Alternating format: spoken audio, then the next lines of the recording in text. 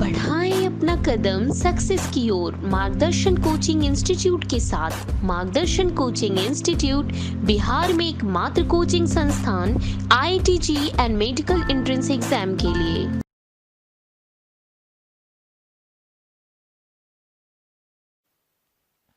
तो आइए इस लेक्चर में हम लोग शुरू करेंगे बेंजीन रिंग से लिंक्ड ग्रुप के डायरेक्टिव नेचर के बारे में बात करना शुरू करेंगे। ओके, तो यहां लिखा मैंने डायरेक्टिव नेचर ऑफ ग्रुप्स।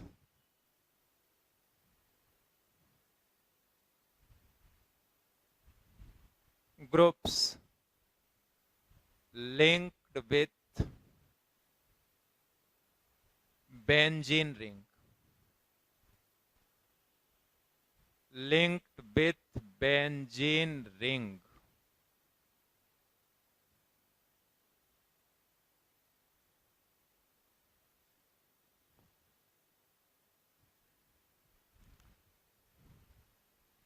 तो ग्रुप्स के डायरेक्टिव नेचर के बारे में बात कर रहे हैं।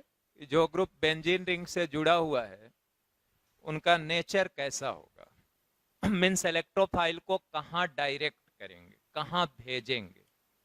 तो आइए, जैसे सपोज करो कि मैंने ये बेंजीन में NH2 लगाया, राइट।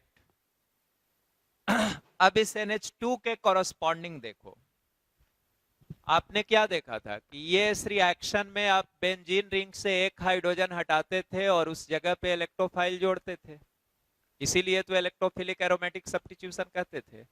तो यहाँ तो कोई हाइड्रोजन है नहीं, यहाँ इलेक्ट्रोफाइल आएगा नहीं। अब रिंग के रिमेनिंग 5 कार्बन, 1 2 3 4 5, ये 5 कार्बन बचे। तो इन पांचों कार्बन के पास हाइड्रोजन्स है, मतलब इनमें से किसी जगह पे हम इलेक्ट्रोफाइल जोड़ सकते हैं थियोरेटिकली। अब है कि ये पोजीशन और ये पोजीशन, ये दोनों सेम टाइप कार्बन है, ऑर्थो कहते थे आप, याद है ना।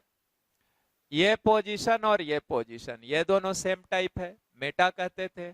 और ये डिफरेंट टाइप है, पारा कहते थे। 1 2 को ऑर्थो, 1 3 को मेटा, 1 4 को पैरा, राइट। अब इलेक्ट्रोफाइल को हम तीनों जगह पे जोड़ेंगे। इलेक्ट्रोफाइल ऐड करने से RDS में जो इंटरमीडिएट बनता था सिग्मा कॉम्प्लेक्स मिलेगा। अब सिग्मा कॉम्प्लेक्स जिन जिन केस में ज्यादा स्टेबल होगा वो बनेगा, और जहां पे कम स्टेबल होगा वो नहीं बनेगा। तो आइए जानते हैं कि जब बेंजीन रिंग से NH2 जोड़े तो इलेक्ट्रोफाइल रिंग के किन पोजीशंस पे जाएगा, NH2 के रेस्पेक्ट में, राइट। तो अब यहां पे इलेक्ट्रोफाइल हमने लिखा। अब आइए तीनों केस को लेते हैं। 3 पोजीशंस थे आपके पास, ऑर्थो मेटा पारा।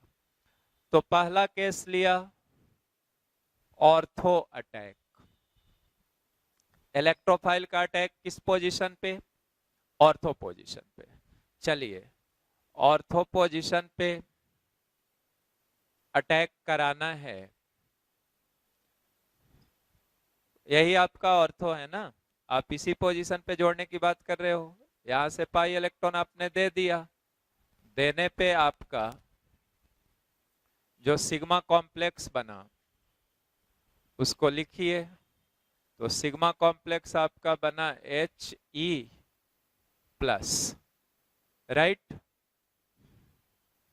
अब देखिए ये जो प्लस है इस पाई बॉन्ड से कंजुगेटेड है, रिजोनेंस कराइए।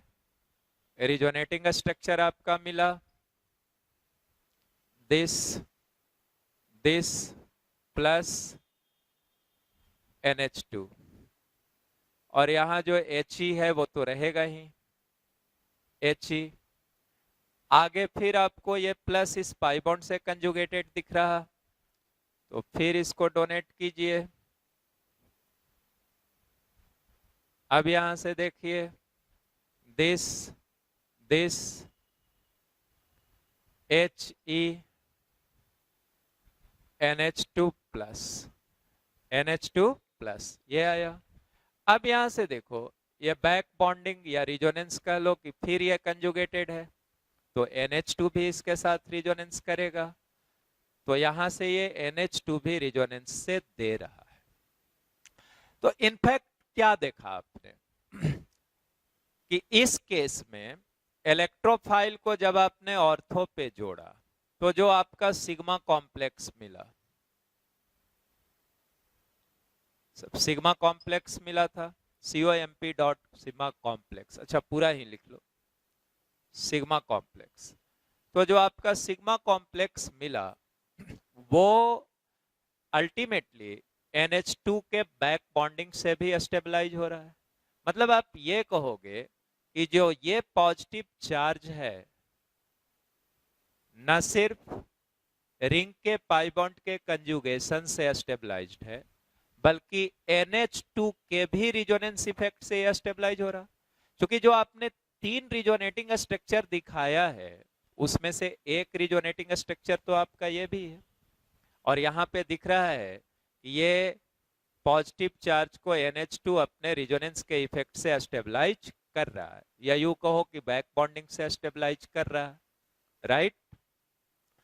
तो ये तो स्टेबल सिग्मा कॉम्प्लेक्स हुआ। अब आओ मेटा अटैक, पहले पारा अटैक करा लेते हैं। पारा अटैक, तो पारा अटैक की बात करेंगे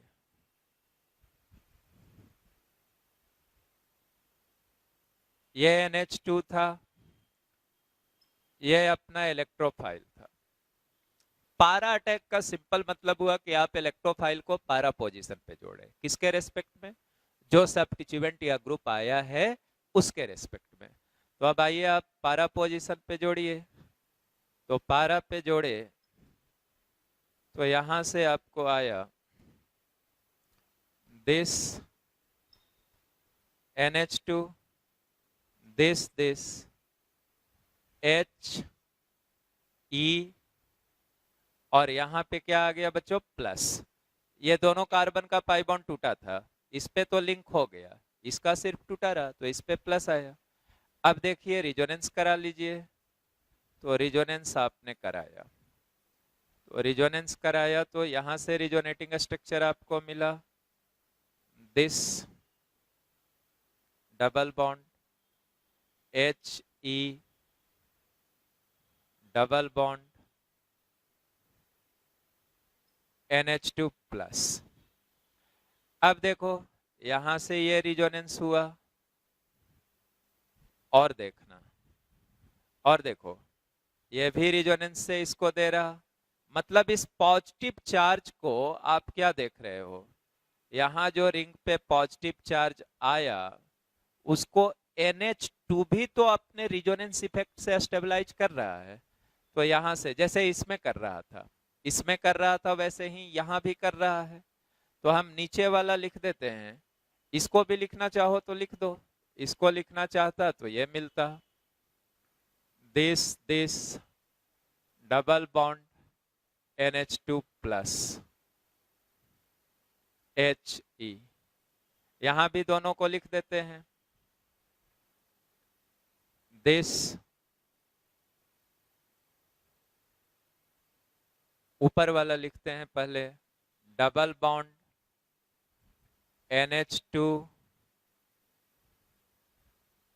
प्लस, ये नाइट्रोजन लोन पेयर दिया है तो प्लस आया बच्चों, समझ गया, ये प्लस और यहां डबल बॉन्ड आया, ये तो डबल बॉन्ड था ही, ये डबल बॉन्ड यहां प्लस हो गया HE।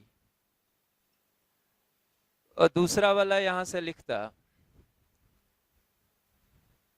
तो दूसरा वाला क्या मिलता, ये रहता, ये रहता, यहां प्लस आता, यहां H आता, यहां E आता और यहां पे NH2 रहता।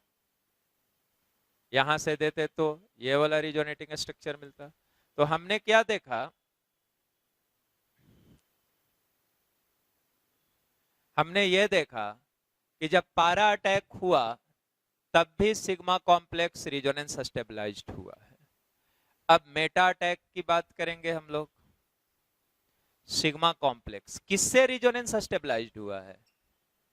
रिंग से तो था ही, NH2 द्वारा भी रिजोनेंस स्टेबलाइज्ड हुआ।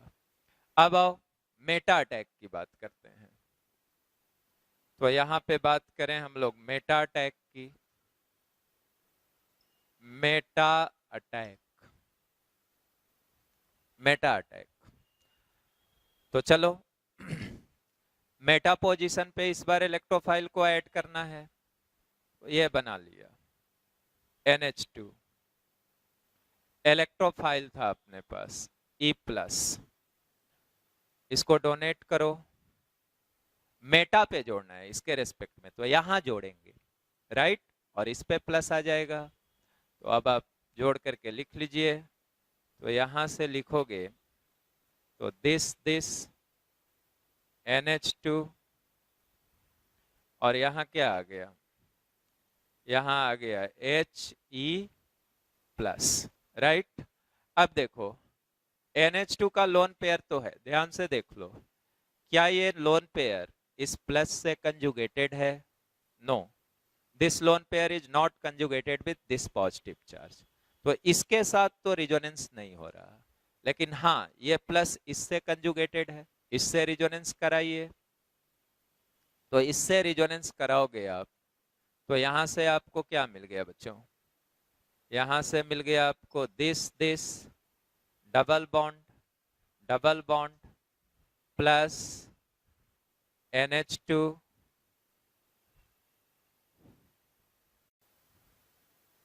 EH, ये मिला। अब आओ यहां जो प्लस आया, क्या लोन पेयर से, NH2 के लोन पेयर से कंजुगेटेड है? नो, इससे कंजुगेटेड नहीं है, लेकिन इससे कंजुगेटेड है, तो फिर रिजोनेंस हुआ, तो फिर रिजोनेंस से ये दिया। और रिजोनेटिंग स्ट्रक्चर लिखने में इतना मेरा इंतजार नहीं कीजिए, क्योंकि ये सब आपको आता है। तो मैं यहाँ पे दिखा दिया कि यहां से रिजोनेटिंग स्ट्रक्चर अपना आया दिस, यहां डबल बॉन्ड, यहां plus EH double bond NH2। अब देखिए, अब सारा हो गया, अब आपका हो गया, अब आगे किसी से कंजुगेटेड नहीं है, इससे अब फिर कंजुगेटेड नहीं है, तो ये सिग्मा कॉम्प्लेक्स मिला। सिग्मा कॉम्प्लेक्स, सिग्मा कॉम्प्लेक्स जब आपने मेटा पे अटैक कराया, तब जो आपका सिग्मा कॉम्प्लेक्स बना वो NH2 के द्वारा रिजोनेंस स्टेबलाइज्ड नहीं है। लेकिन जब आपने ऑर्थो पे इलेक्ट्रोफाइल को अटैक कराया, मीन्स ऑर्थो पे ऐड किया या पारा पे ऐड किया, तो NH2 भी उस कैटायन को बैक बॉन्डिंग या रिजोनेंस के इफेक्ट से बोलो स्टेबलाइज कर रहा था। तो मोर स्टेबल सिग्मा कॉम्प्लेक्स कब कब मिला? वो ऑर्थो अटैक में मिला, पारा अटैक में मिला, लेकिन मेटा अटैक में नहीं मिला। ठीक है, तो इनमें जो हुआ, इन दोनों में सिग्मा कॉम्प्लेक्स कैसा? More stable. क्यों मोर स्टेबल? क्योंकि इससे भी रिजोनेंस स्टेबलाइज्ड हो रहा था, तो मोर स्टेबल। आप पूरी बात को अच्छे से सेट कर लीजिए, इसमें भी मोर स्टेबल, लेकिन उसमें वो एक्स्ट्रा स्टेबिलिटी नहीं आया जो इन दोनों में आया। तो यहां से कंफर्म हुआ कि जब रिंग से NH2 लगा हुआ था, तो इलेक्ट्रोफाइल रिंग के किन किन पोजीशंस पे ऐड होगा?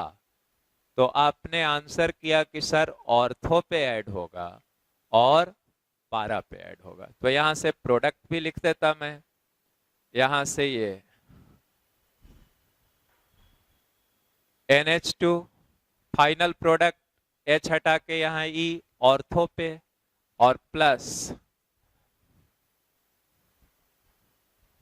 NH2 H हटा के E पारा पे, राइट। तो यहां से देखो बच्चों कंक्लूजन आया, ये ग्रुप तुम्हारा कैसा था, इलेक्ट्रॉन डोनेटिंग ग्रुप था, मतलब एक्टिवेटिंग। अब यहाँ पे इलेक्ट्रॉन डोनेटिंग ग्रुप को हम लोग बोला करेंगे क्या, एक्टिवेटिंग ग्रुप। तो ये एक्टिवेटिंग ग्रुप था। और बेंजीन रिंग में अगर एक्टिवेटिंग ग्रुप लिंक्ड है तो इलेक्ट्रोफाइल को कहां डायरेक्ट करेगा, ऑर्थो और पारा पोजीशन पे। क्योंकि ऐसा करने से जो सिग्मा कॉम्प्लेक्स मिलेगा वो कैसा होगा, ज्यादा स्टेबल होगा। तो अब यहां से एक बड़ा इंपॉर्टेंट कंक्लूजन आ गया कि जितने भी एक्टिवेटिंग ग्रुप्स थे, चाहे वो स्ट्रांगली एक्टिवेटिंग था या मॉडरेटली एक्टिवेटिंग था या वीकली एक्टिवेटिंग था, सारे एक्टिवेटिंग ग्रुप्स कैसे डायरेक्टर होंगे, ऑर्थो पारा डायरेक्टर्स। तो यहां से एक कंक्लूजन आ गया। ये सारी बातें आपने देख ली, नोट कर लेंगे। यहां से कंक्लूजन को मैं लिख देता हूं, यहीं पे लिख देता हूं। Very important conclusion, all activating groups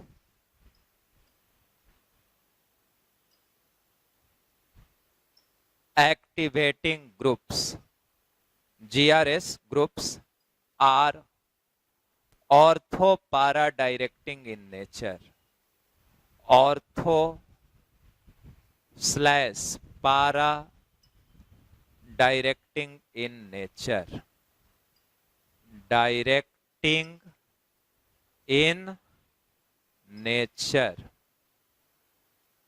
nature.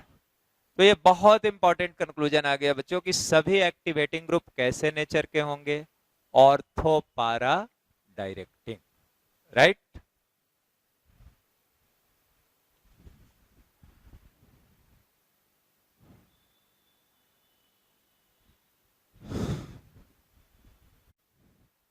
अब आइए नाइट्रोबेंजीन लेते हैं। यहां लिखा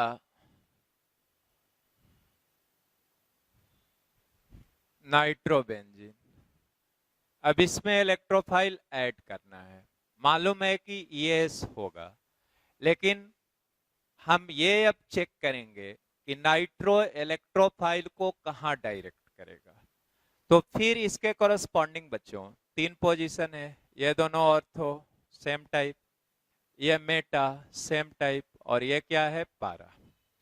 तो तीनों पोजीशन पे हम इलेक्ट्रोफाइल ऐड करके जो सिग्मा कॉम्प्लेक्स बनेगा उसकी स्टेबिलिटी को चेक करेंगे, उसमें नाइट्रो के रोल को देखेंगे कि नाइट्रो वहां पे क्या कर रहा है, राइट। तो आइए ऑर्थो अटैक कराते हैं, ऑर्थो अटैक इलेक्ट्रोफाइल का।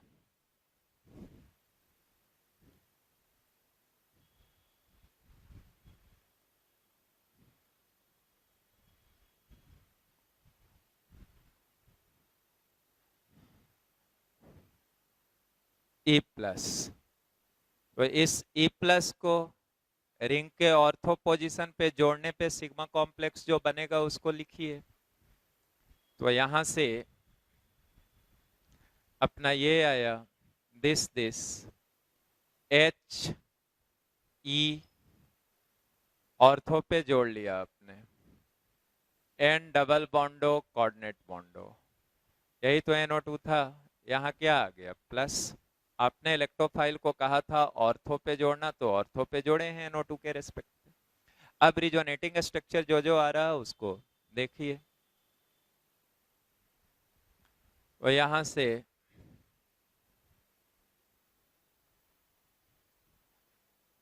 अगला रिजोनेटिंग स्ट्रक्चर आया, दिस N डबल बॉन्डो कोऑर्डिनेट बॉन्डो, यहाँ प्लस आया, और यहाँ पे आपका H और E था, तो H और E को लिख दीजिए, इलेक्ट्रोफाइल यहाँ ऐड किए थे, राइट। अब फिर इसका रिजोनेटिंग स्ट्रक्चर लिखिए। तो यहां से रिजोनेटिंग स्ट्रक्चर आपका चला आया, दिस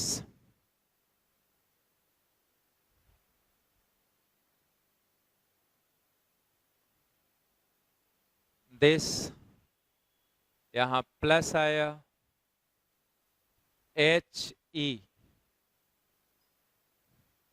दिस, राइट। अब देखो, अब यहां प्लस आया तो कार्बन पे प्लस मतलब खुद इलेक्ट्रॉन डेफिशिएंट, इस कार्बन पे इलेक्ट्रॉन की कमी है, मींस भिखारी। तो ये खुद भिखारी है। और इसको देखो, ये क्या है, डाकू। इसका काम क्या है, लूटपाट करना। किस चीज का लूटपाट करता है, इलेक्ट्रॉन्स का। तो एक तो ये भिखारी है, और लूटपाट करने वाले के ठीक सामने भिखारी से डाकू जुड़ा हुआ है। तो भिखारी को डाकू और परेशान कर जाएगा। भिखारी के पास अगर कुछ था भी और ये डाकू और खींच लिया तो क्या कर दिया, हाईली अनस्टेबल। तो ये कैसा बना दिया, मतलब जो इसके, ऐसे सुनो कि जब आपने इलेक्ट्रोफाइल को ऑर्थो पोजीशन पे लिंक किया इस केस में, तो क्या मिला, जो वेरियस रिजोनेटिंग स्ट्रक्चर्स मिले उसमें एक हाईली अनस्टेबल रिजोनेटिंग स्ट्रक्चर भी मिला, क्योंकि ये खुद भिखारी था, यहां इलेक्ट्रॉन की कमी थी, और ये डाकू है, इलेक्ट्रॉन का लूटपाट करने वाला।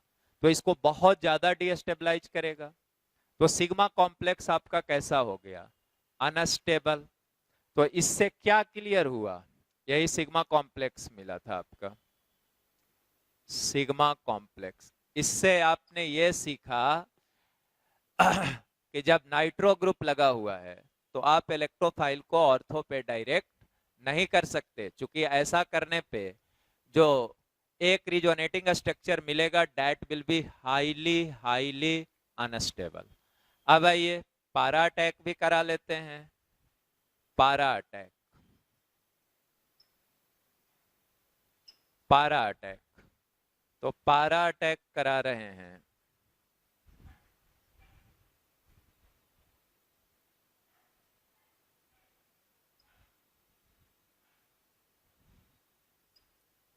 ये NO2 लिख दिया, आपके पास इलेक्ट्रोफाइल था बच्चों, पारा पे जोड़ना है, यहां से पेयर ऑफ इलेक्ट्रॉन दिया। अब यहां से जो सिग्मा कॉम्प्लेक्स मिला उसको लिख रहे हैं। पारा पोजीशन पे आपका इलेक्ट्रोफाइल चला आया, राइट। तो ये इलेक्ट्रोफाइल पारा पोजीशन पे, दिस दिस, यहां क्या आया बच्चों, प्लस।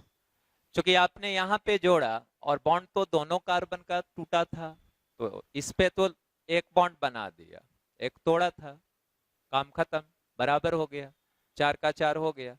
हाँ, यहाँ पे एक बॉन्ड टूटा लेकिन बना कुछ नहीं, तो इस पे क्या आ गया, प्लस। यही सिग्मा कॉम्प्लेक्स इनिशियली मिला। अब देखो ये रिजोनेंस करेगा, इससे कंजुगेटेड है, तो इससे कंजुगेटेड है, ये डोनेट किया, और जैसे ही डोनेट किया आपका रिजोनेटिंग स्ट्रक्चर ये मिल गया। अब तो resonating structure this this, H E NO2, NO2। यहां पे फिर क्या आ गया बच्चों, फिर यहाँ पे प्लस आया, ये पॉजिटिव चार्ज दिखा आपको।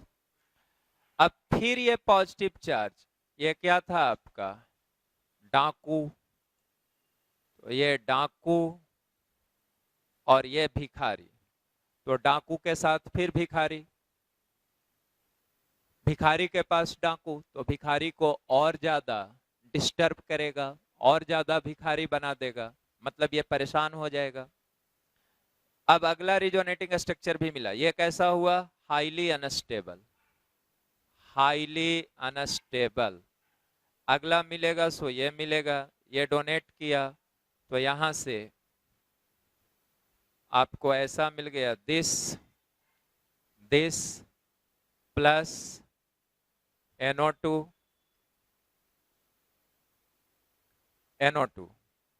और यहां HE जो था सो रहेगा, ये सारे आपके सिग्मा कॉम्प्लेक्स मिले थे।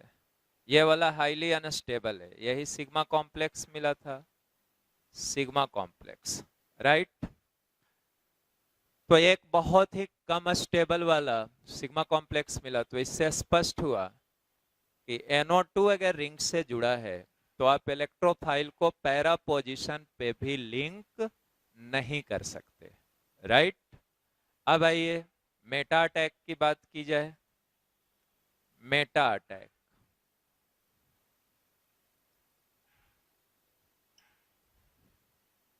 मेटा अटैक, तो मेटा अटैक की बात करते हैं।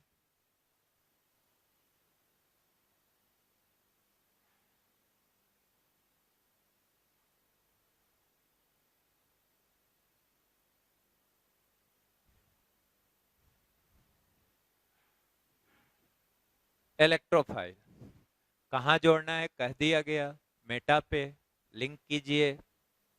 यहां से ये डोनेट किया, ये डोनेट किया, तो यहां से आया देश देश, मेटा पे जोड़ना है आपको।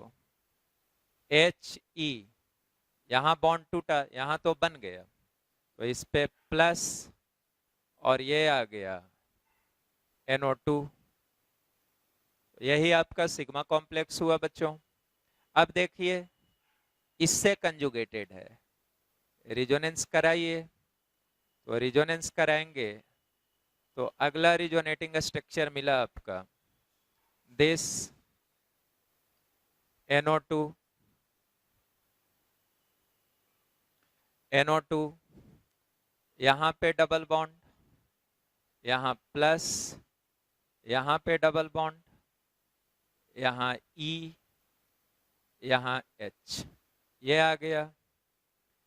अब आइए इसको यहां दिए थे तो यहां प्लस आया, फिर इससे कंजुगेटेड है, फिर रिजोनेंस कराइए, तो रिजोनेंस कराने से ऊपर लिख दे रहे हैं, रिजोनेंस कराने से आपको ये मिला, यहां डबल बॉन्ड, यहां डबल बॉन्ड, ये EH, EH, यहां पे आपका प्लस आया, और ये NO2।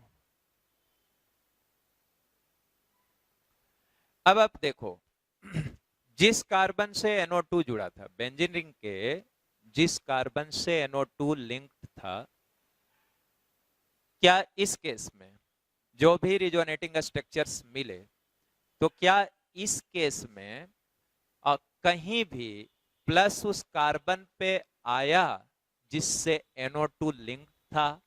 नहीं आया, इसमें नहीं आया, इसमें भी नहीं आया, इसमें भी नहीं आया, और अब कोई रिजोनेटिंग स्ट्रक्चर नहीं मिलेगा इसका।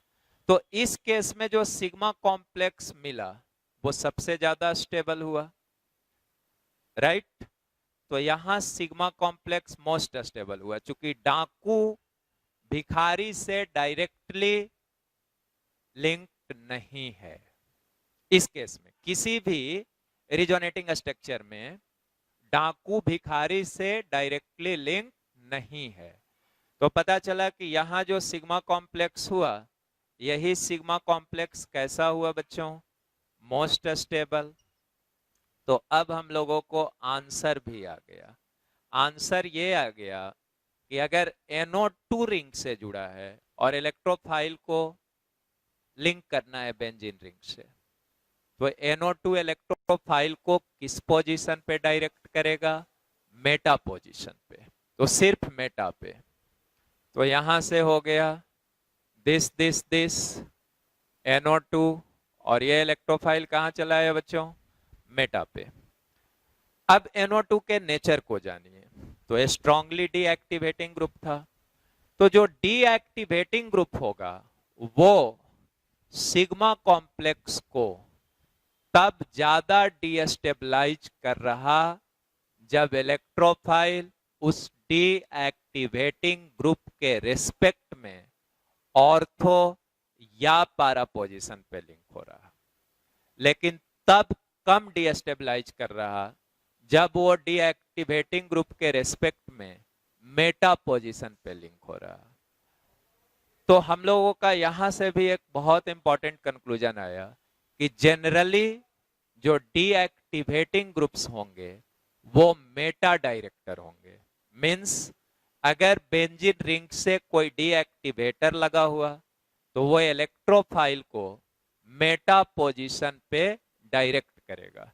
तो इस बात को लिख लीजिए यहां कि जनरली, तो very important, generally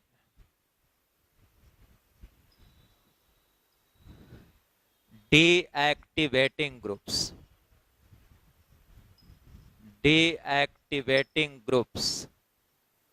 groups are meta directing in nature, meta directing in nature,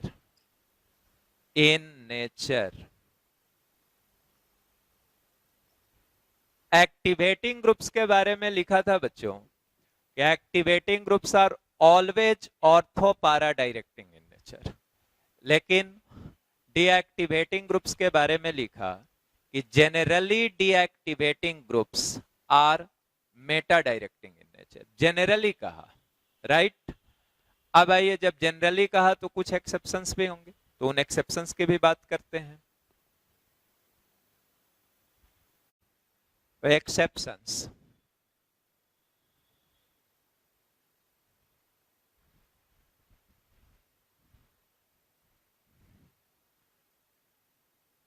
x for halogen, x कहने का मतलब FCl Br I, तो सबसे इंपॉर्टेंट यही हुआ आपका हेलोजन। हेलोजन नेक्स्ट लिख दिया NO, NO, NO, और नेक्स्ट लिख दिया SO2H। अब इन तीनों के बारे में लिख दिया कि ये तीनों डीएक्टिवेटिंग ग्रुप्स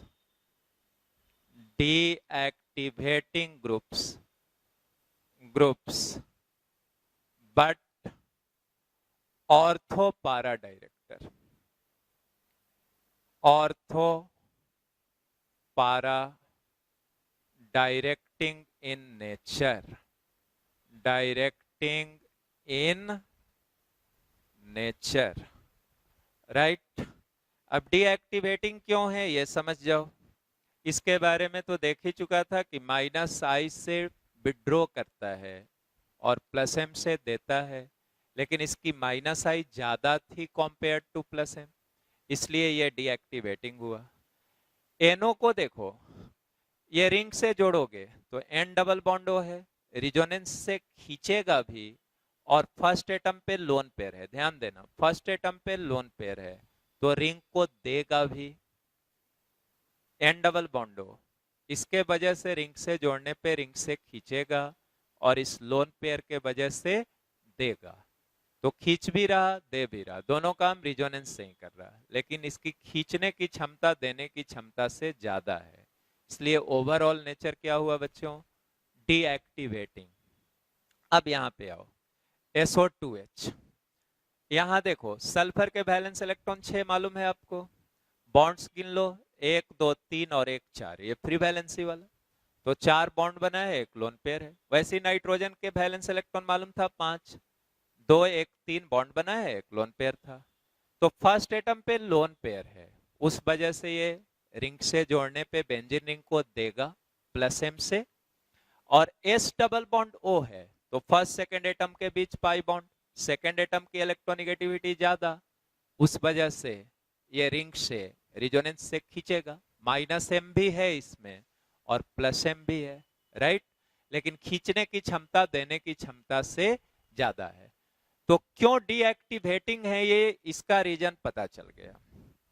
अब रहा कि क्यों आखिर डीएक्टिवेटिंग होने पे भी ऑर्थो पारा डायरेक्टर्स ही हैं, जबकि डीएक्टिवेटिंग्स जो होते थे वो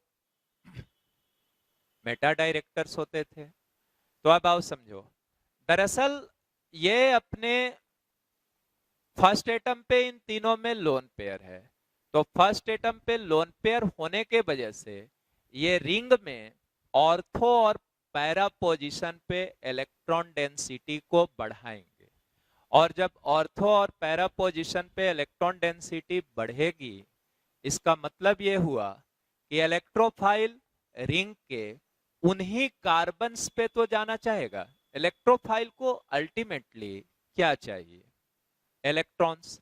तो वो रिंग के किन कार्बन्स पे जाना चाहेगा? वहां जाना चाहेगा जहां इलेक्ट्रॉन डेंसिटी ज्यादा हो। तो इनफैक्ट ओवरऑल ये खींच ज्यादा रहे हैं, दे कम रहे हैं, लेकिन देने से रिंग में इलेक्ट्रॉन डेंसिटी ज्यादा कहां बढ़ेगी? क्योंकि इन सभी के फर्स्ट एटम पे लोन पेयर है, और इन लोन पेयर को देने से रिंग में इलेक्ट्रॉन डेंसिटी जो ज्यादा बढ़ेगी वो ऑर्थो और पैरा पोजीशन पे बढ़ेगी। कोई भी इलेक्ट्रॉन डोनेटिंग ग्रुप रिंग के ऑर्थो और पैरा पोजीशन पे इलेक्ट्रॉन डेंसिटी को ज्यादा बढ़ाता था। कोई भी लोन पेयर फर्स्ट एटम पे lone pair containing group ring में ऑर्थो पैरा पोजीशन पे इलेक्ट्रॉन डेंसिटी को ज्यादा बढ़ाता था।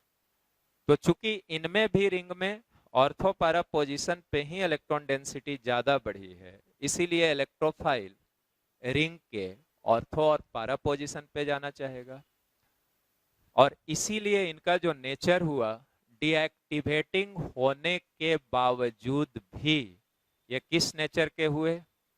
Ortho para directing. आपको ये दोनों तो शायद ही मिलेगा बच्चों, लेकिन ये अक्सर मिलेगा, तो इसके बारे में नहीं भूलना है। रिएक्टिविटी ये इसमें डिसाइड हुआ इसके किस इफेक्ट से? माइनस आई से, लेकिन जो डायरेक्टिंग नेचर डिसाइड हुआ वो किससे हुआ? प्लस एम से, राइट?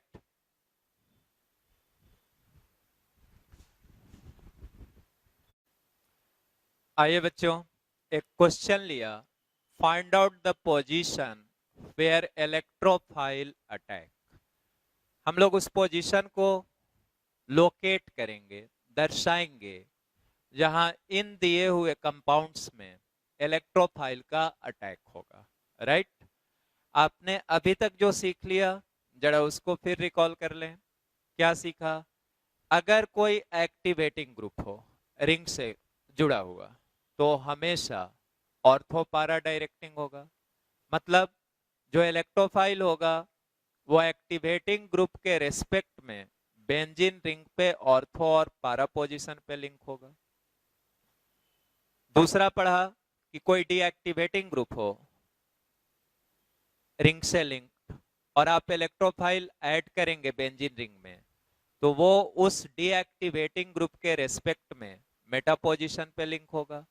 और तीसरा एक्सेप्शन वाली बात पढ़ा कि हैलोजन NO और SO2H के केस में यह डीएक्टिवेटिंग ग्रुप है, फिर भी ortho para directing in nature है, राइट?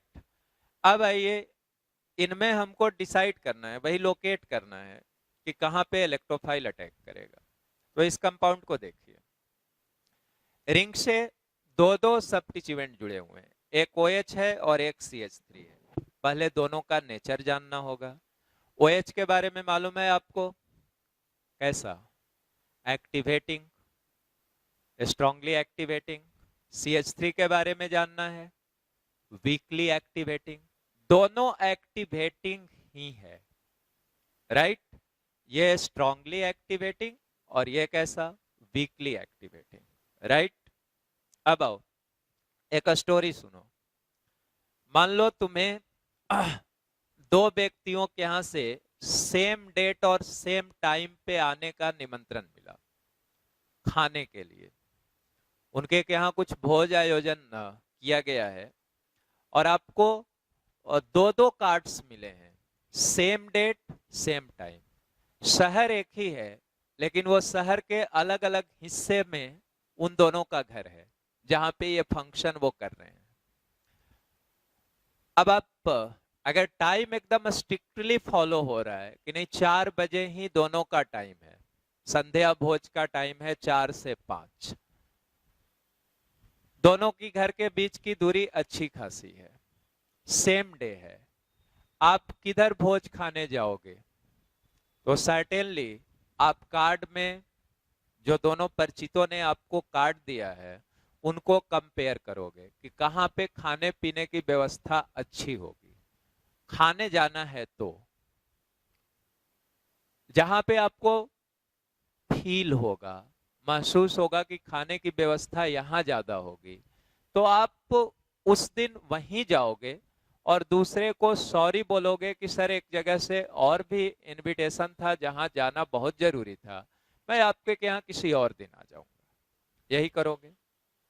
अब क्या है बच्चों कि ये दोनों भी क्या कर रहे हैं, रिंग में इलेक्ट्रॉन डेंसिटी को बढ़ा रहे हैं। ये जब स्ट्रांगली एक्टिवेटिंग है तो ये ज्यादा बढ़ा रहा है, ये वीकली एक्टिवेटिंग है तो कम बढ़ा रहा है। इलेक्ट्रोफाइल किस लिए जाता है यहाँ, वो भी तो खाना मांगने ही जाता है, इलेक्ट्रॉन चाहिए। किसके फेवर में जाना चाहेगा, उसके फेवर में जाना चाहेगा जो रिंग में इलेक्ट्रॉन डेंसिटी को ज्यादा बढ़ाता हो। तो यहां से एक बड़ी बात सिखाई गई, यह सिखाई गई कि रिंग में अगर एक से ज्यादा एक्टिवेटिंग ग्रुप्स हों तो इलेक्ट्रोफाइल उस ग्रुप के फेवर में ऐड होगा जिसकी activating power means electron donating power ज्यादा होगी। राइट। तो ये स्ट्रांग था, ये वीक था, इसके फेवर में इलेक्ट्रोफाइल ऐड होगा। अब सुनो, एक्टिवेटिंग था तो ऑर्थो पारा डायरेक्टर है, राइट। लेकिन इसका जो पारा है बच्चों वो ब्लॉक है, पारा पोजीशन पे रिंग में कोई हाइड्रोजन नहीं है। और आपने ये इस रिएक्शन का मैकेनिज्म देखा था कि इलेक्ट्रोफाइल रिंग के जिस कार्बन से जोड़ते थे अगले स्टेप में वहीं से डिप्रोटोनेशन होता था, राइट। तो इलेक्ट्रोफाइल आप रिंग के सिर्फ उसी कार्बन पे जोड़ सकते हैं जहां पे ऑलरेडी हाइड्रोजन है। तो चूंकि इस कार्बन पे OH के रेस्पेक्ट में जो पारा है ये तय हो गया इन दोनों में कि ये स्ट्रांगली एक्टिवेटिंग है, ये वीकली एक्टिवेटिंग है, तो इलेक्ट्रोफाइल इसी के फेवर में ऐड होगा चूंकि ये रिंग में इलेक्ट्रॉन डेंसिटी को ज्यादा बढ़ाएगा। अब ये ऑर्थो पारा डायरेक्टिंग था तो इसका पारा तो ब्लॉक है बिकॉज मिथाइल के लगने से वहां कोई हाइड्रोजन नहीं है। तो अगर हम यहां इलेक्ट्रोफाइल जोड़ेंगे तो फिर डिप्रोटोनेशन नहीं करा पाएंगे, राइट। और जहां इलेक्ट्रोफाइल जोड़ते थे वहां से डिप्रोटोनेशन कराना होता था। तो इसको क्या बोलोगे कि OH के रेस्पेक्ट में पारा ब्लॉक है। तो बचा क्या, ऑर्थो। अब ऑर्थो ये भी है, ये भी है, और ये दोनों ऑर्थो आप देख सकते हो कि सेम टाइप कार्बन है।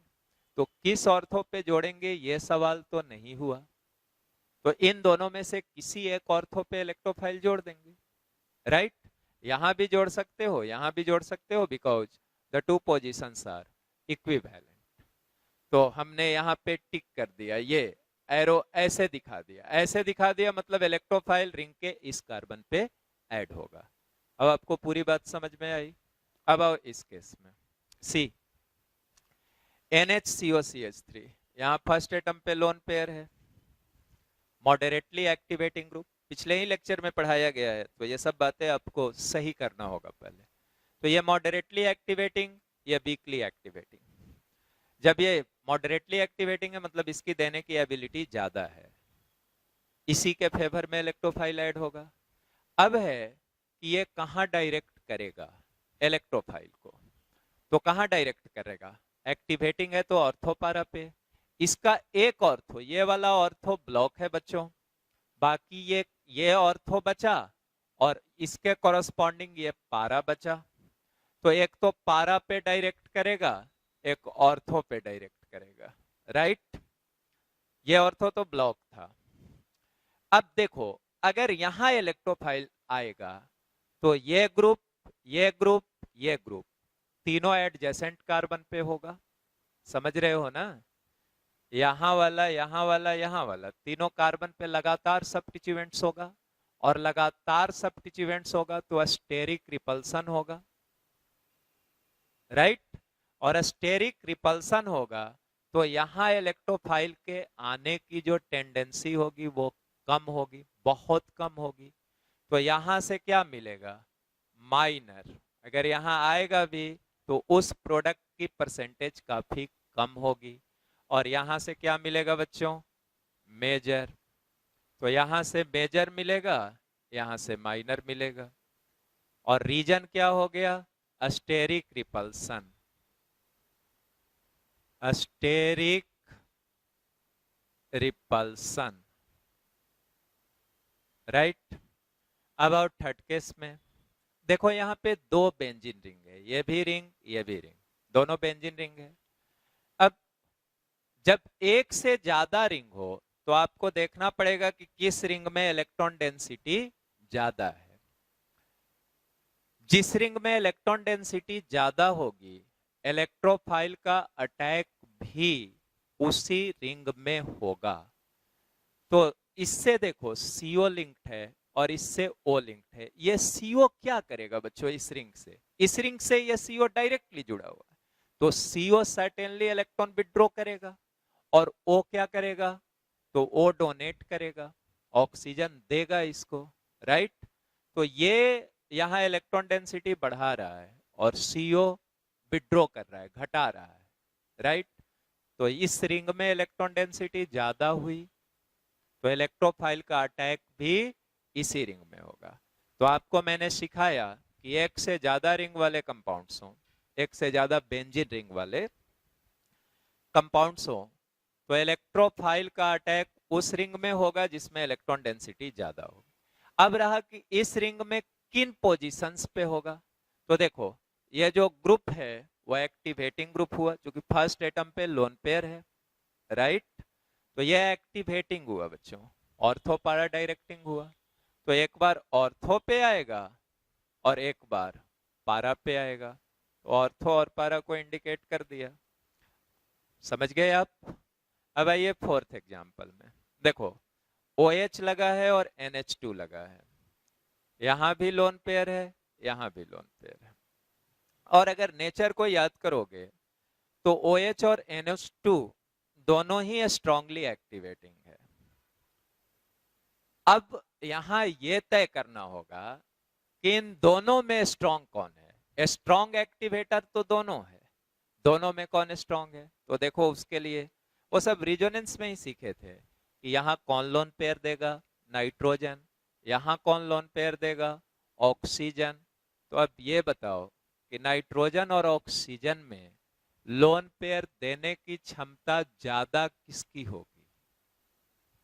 चूंकि नाइट्रोजन की इलेक्ट्रोनेगेटिविटी ऑक्सीजन से कम है, तो नाइट्रोजन की लोन पेयर देने की कैपेसिटी ऑक्सीजन के रेस्पेक्ट में ज्यादा होगी। मींस दूसरे शब्दों में NH2 का जो प्लस M होगा वो OH से ज्यादा होगा। तो मैं यहां वैसे लिख देता हूं, लेकिन ये सब आप 11th में पढ़े हुए हो। Plus M NH2 greater than OH। और रीजन भी बोल दिया उसको। अब आप चाहो तो लिख लेना, electronegativity nitrogen less than oxygen. और इलेक्ट्रोनिगेटिविटी यहाँ डिसाइडिंग फैक्टर इसलिए है क्योंकि नाइट्रोजन और ऑक्सीजन दोनों सेम पीरियड के हैं, और सेम पीरियड के एलिमेंट्स में डिसाइडिंग फैक्टर इलेक्ट्रोनिगेटिविटी। तो जब प्लस M से ये ज्यादा दे रहा तो इसकी एक्टिवेटिंग पावर इसके रेस्पेक्ट में ज्यादा हुई, तो इलेक्ट्रोफाइल इसी के रेस्पेक्ट में तो ऐड होगा। और एक्टिवेटिंग था, ऑर्थो पारा डायरेक्टिंग था, इसका पारा ब्लॉक है, इसके रेस्पेक्ट में यही पारा हुआ ना। ये कैसा है? ब्लॉक्ड। तो इसके रेस्पेक्ट में सिर्फ कहां जाएगा? ऑर्थो पे। और ये दोनों ऑर्थो, मेरे फिंगर को देखो, दोनों ऑर्थो इक्विवेलेंट है, तो दोनों में से किसी एक ऑर्थो पे, किसी एक ऑर्थो पे भेज दो, राइट। इसमें आओ बच्चों, ये मिथाइल और आइसोप्रोपाइल दो ग्रुप लगे हैं, दोनों ही अल्काइल ग्रुप है, दोनों ही एक्टिवेटिंग है। और अल्काइल ग्रुप में अब है कि इन दोनों में कौन स्ट्रॉन्ग एक्टिवेटर है। तो अल्फा हाइड्रोजन देखना होगा। यहाँ अल्फा हाइड्रोजन तुम्हारे 3 है, यहाँ अल्फा हाइड्रोजन 1 है, तो ये हाइपर कंजुगेशन से ज्यादा देगा। हालांकि प्लस आई से ये ज्यादा दे रहा है, लेकिन कई बार डिस्कस हो गया कि अल्काइल ग्रुप्स में हाइपर कंजुगेशन और प्लस आई दोनों आता है, तो डोमिनेट कौन करेगा? Hyper conjugation, right.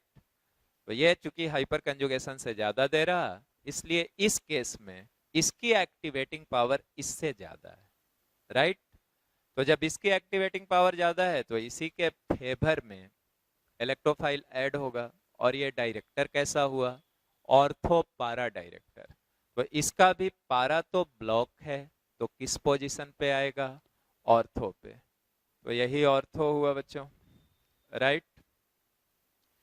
अब आइए 6 में, ये रिंग है COCH3 OCOCH3, ठीक है। ये क्या है? डीएक्टिवेटिंग CO, इससे कंजुगेटेड, तो -M से खींचेगा।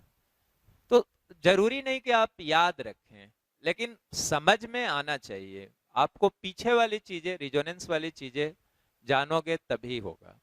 तो ये डीएक्टिवेटिंग था और ये एक्टिवेटिंग था। तो एक डीएक्टिवेटिंग है, दूसरा एक्टिवेटिंग है, तो किसके फेवर में ऐड होगा?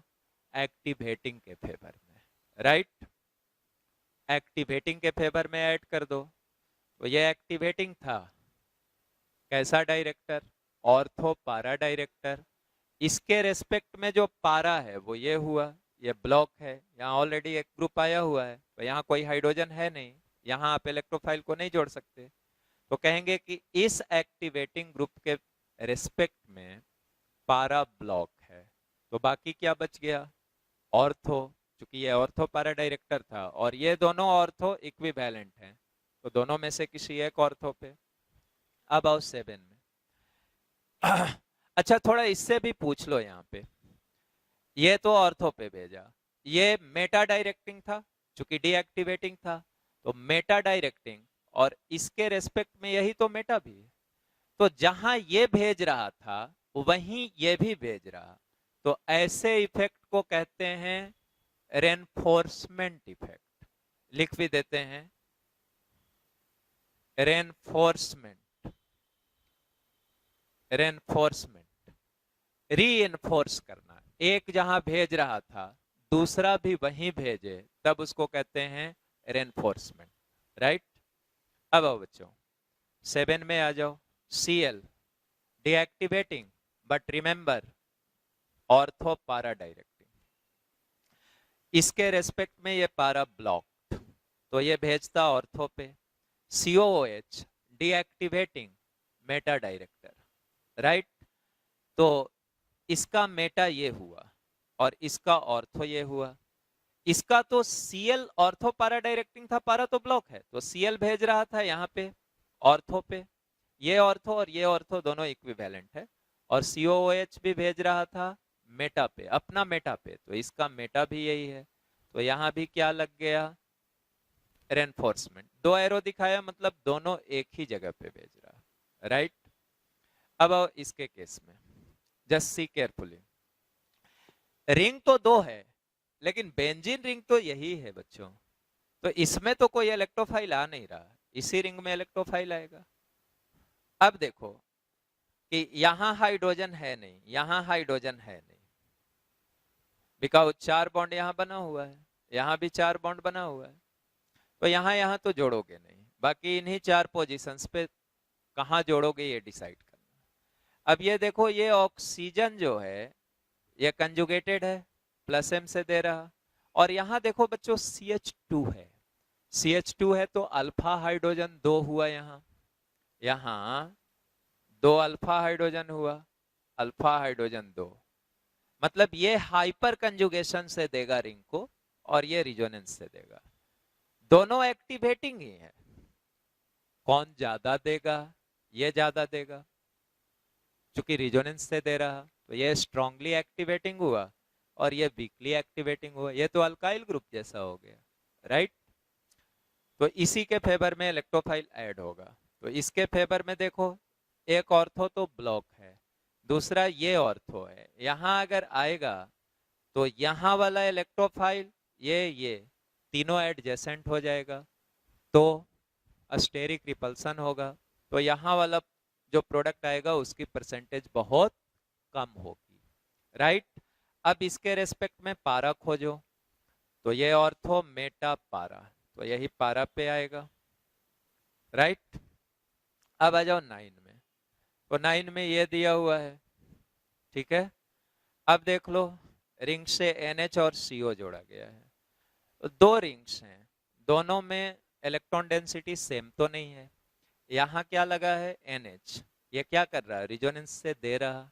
यहाँ क्या लगा है CO लिंक्ड है, ये क्या कर रहा, खींच रहा। तो यहाँ इलेक्ट्रॉन डेंसिटी रिंग में कम है, यहाँ ज्यादा है।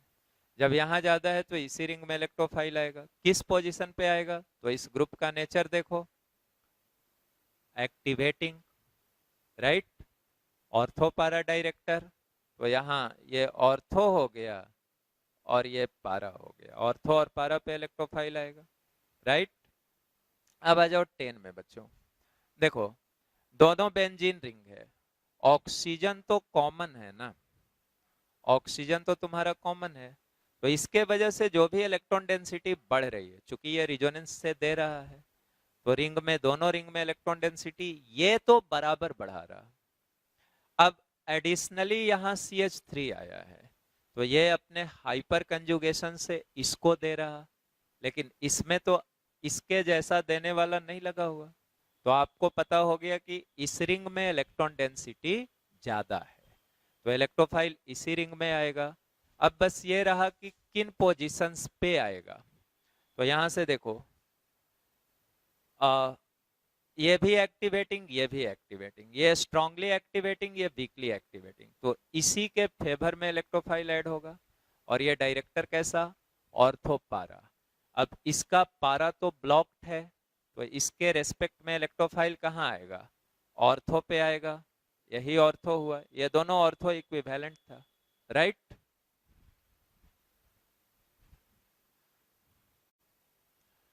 अब आइए 11 को देखिए, यहाँ देखिए दो दो बेंजीन रिंग है, एक से NH लिंक्ड है, दूसरे से C डबल बॉन्डो है, तो ये तो रिजोनेंस से विथड्रॉ करेगा, और ये क्या करेगा, रिजोनेंस से देगा, क्योंकि फर्स्ट एटम पे लोन पेयर है, तो +M से देगा, ये -M से खींचेगा। तो आपको पता चला कि इस रिंग में इलेक्ट्रॉन डेंसिटी ज्यादा है, राइट। अब आइए इसी रिंग में इलेक्ट्रोफाइल का अटैक होगा, इससे NH जुड़ा है जो एक्टिवेटिंग ग्रुप है, राइट।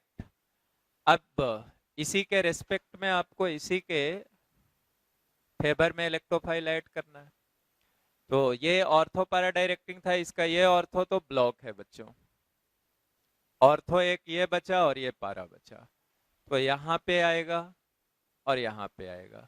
जब यहाँ पे आएगा, ध्यान से देख लो, जब यहाँ पे आएगा तो यहाँ वाला इलेक्ट्रोफाइल, ये ग्रुप और ये तीनों एडजेसेंट हो जाएगा, तो स्टेरिक रिपल्सन होगा यहाँ इलेक्ट्रोफाइल के आने पे, राइट। तो इलेक्ट्रोफाइल यहाँ आएगा तो ये वाला क्या हो जाएगा, मेजर, यहाँ भी आएगा बट ये कैसा होगा, माइनर। इसको लिखा नहीं माइनर, बोल दिया कि ये कैसा होगा, माइनर, ये कैसा, मेजर।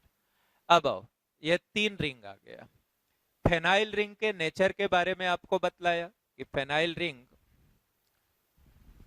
वीकली एक्टिवेटिंग है। वीकली एक्टिवेटिंग में आपको बतलाया था क्या क्या, याद कीजिए, अल्काइल, CO माइनस, और क्या बतलाया, फेनाइल और भाइनाइल, यही 4 ग्रुप वीकली एक्टिवेटिंग थे। तो अब इस रिंग से एक रिंग डायरेक्टली जुड़ा है, इस रिंग से भी एक रिंग डायरेक्टली जुड़ा है, लेकिन सेंट्रल रिंग से, बीच वाले रिंग से दो दो रिंग डायरेक्टली जुड़ा हुआ है। तो जब इससे दो दो रिंग डायरेक्टली जुड़ा हुआ है, इसका मतलब इसी रिंग में इलेक्ट्रॉन डेंसिटी सबसे ज्यादा है, क्योंकि ये भी दे रहा, ये भी दे रहा +M से, राइट। तो जब यही इलेक्ट्रॉन डेंसिटी ज्यादा है तो इसी रिंग में इलेक्ट्रोफाइल ऐड होगा, डन। अब आओ देखो यहां तो आएगा नहीं क्योंकि ये ब्लॉक्ड हैं, और ये चारों पोजीशन तो इक्विवेलेंट हैं, this all for carbon, this and this, ये सभी इक्विवेलेंट हैं। तो चारों में से कहीं भी, मैं यहां दिखाया, अब तुम ये नहीं कहना कि सर यहां नहीं आ सकता, मैं कह रहा हूं कि चारों इक्विवेलेंट है, तो चारों में से कहीं भी, चारों जगह लगा देते, चारों में से कहीं भी किसी एक पोजीशन पे, राइट। अब आ जाओ इसमें, आओ बच्चों 13 में देखो, यहाँ NH है, प्लस M से दे रहा, एक्टिवेटिंग हुआ, ये तुम्हारा प्लस M। और यहां भी NH तो है, लेकिन NH रिंग से नहीं जुड़ा है, मतलब ये लोन पेयर रिंग से कंजुगेटेड नहीं है। यहाँ क्या रिंग से जुड़ा है? CH2। तो यहाँ अल्फा हाइड्रोजन है 2, मतलब ये हाइपर कंजुगेशन से, ये कैसे दे रहा? हाइपर कंजुगेशन से। और ये कैसे दे रहा? रिजोनेंस से। तो ये स्ट्रॉन्ग एक्टिवेटर हुआ, इसी के फेवर में ऐड होगा। और एक्टिवेटिंग हुआ तो ऑर्थो पारा डायरेक्टिंग नेचर हुआ। इसका पारा ब्लॉक्ड है तो कहां भेजेगा? ऑर्थो पे। इसका दोनों ऑर्थो, ये ऑर्थो ये ऑर्थो इक्विवेलेंट है, तो दोनों में से किसी पोजीशन पे, राइट। अब चले आओ इसमें, देखो बच्चों दो रिंग है, CO है CO है, दोनों रिंग से CO ही लिंक्ड है। तो रिंग में इलेक्ट्रॉन डेंसिटी क्या दिखा तुमको? दोनों रिंग तो इक्विवेलेंट हो गया, मतलब दोनों ही रिंग में इलेक्ट्रॉन डेंसिटी सेम है। तो इस केस में किस रिंग में इलेक्ट्रोफाइल अटैक करेगा, ये कोई सवाल नहीं रहा, बिकॉज दोनों रिंग में इलेक्ट्रॉन डेंसिटी आपकी कैसी हुई? Same, right. तो किसी एक रिंग में, और इससे पूछ लो ये जुड़ा है रिंग से तो कैसा नेचर है इसका? डीएक्टिवेटिंग ग्रुप है, मेटा डायरेक्टिंग है, तो दोनों में से किसी में भी इसके रेस्पेक्ट में मेटा पे, ये मेटा दोनों इक्विवेलेंट था। कोई बच्चा कहता कि सर इस रिंग में, तो इस रिंग में भी जोड़ सकता था। इन दोनों में से किसी एक में, इसमें जोड़ता तो यहां दिखाना होता, आ गई बात समझ में, या यहां दिखाना होता, दोनों में से किसी एक में मेटा पे, चूंकि ये मेटा डायरेक्टिंग नेचर का है। अब आओ लास्ट 15, ये टर्शियरी ब्यूटाइल है, alkyl group, activating, ortho para directing, एक ही लगा हुआ है तो ऑर्थो पारा पे भेजेगा। लेकिन ये बल्कि ग्रुप हो गया ना, बड़ा सा ग्रुप हुआ, तो ऑर्थो को थोड़ा तो हिंडर करेगा, हिंड्रेंस क्रिएट करेगा, तो ऑर्थो वाला मेजर नहीं होगा, पारा वाला कैसा हो जाएगा? Major, right. तो आप ओरिएंटेशन को, डायरेक्टिव इफेक्ट्स ऑफ ग्रुप्स को बहुत अच्छे से सीख गए। Thank you.